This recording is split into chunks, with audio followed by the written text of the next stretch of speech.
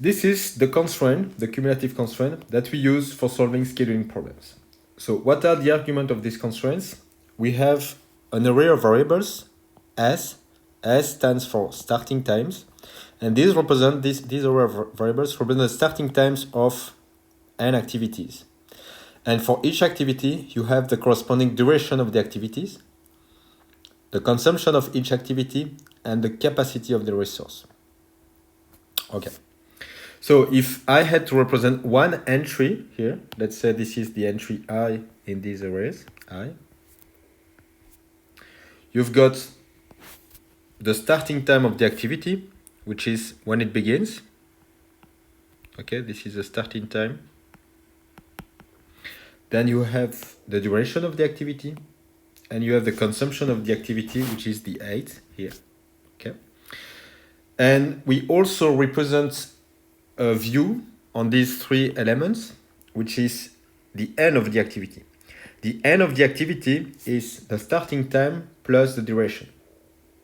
And so by definition, it means that the activity will not execute on the end. Okay? The starting time is an integer. Okay, it's an integer variable. So if you have, for instance, let's represent the time intervals like this. This is time 0, 1, 2, 3, 4, 5. Let's assume an activity with a starting time there on 1, and it has a duration of 2. So that will be the activity. So S of I will be 1. The duration of I will be 2. And so the end of I is 3. Okay, and this is very important to notice, is the fact that the end of the activity is the time just after the activity is done. Okay, so remember this. The end of the activity is the starting time plus the duration. And so what the cumulative resource is doing is this relation. Okay, this is the relation of the cumulative constraint. Is enforcing the fact that at any time here, if you would sum the consumption of all the activities that are overlapping this time interval, the total consumption never exceeds the capacity of the resource. Okay, this is the capacity of the resource. You will never exceed it. Okay, and you do that for every time step of the schedule. Okay. So we can decompose this cumulative constraint in terms of simpler constraints. And one possible decomposition is this one. It's really a translation of the definition of the cumulative resource. This is the decomposition. You will introduce one variable OIT, this one, to represent the fact that the activity I overlaps the time interval I. So what it means is this. It means that if you have, let's say, an activity that executes like this. This is a time 0, 1, 2, 3, 4, 5, 6, 7. You will have OI2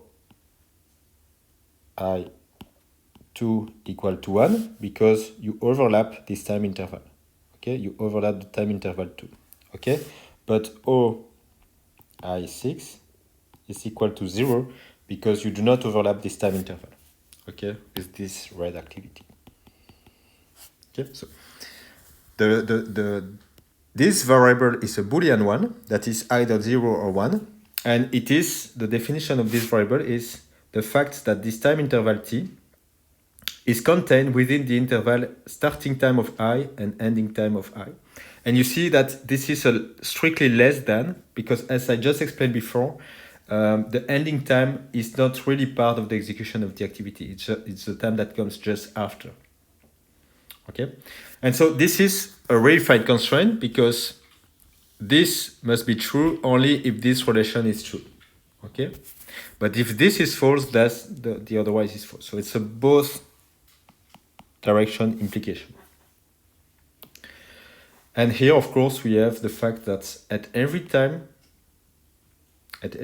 here, the sum over all the activities and you do the product between these Boolean variables and the consumption, okay? So this will be either 0, this will be either 0, or it will be Ci, okay? If this is 0, then the product is 0, and if this is 1, you will add the consumption of the activity at any time in the horizon of the schedule. It must be less than C. Okay, that's the decomposition of the cumulative constraint. And we can obviously achieve bound consistency on this, because you can do bound consistency on this, and you can do bound consistency on this as well. And let's look what the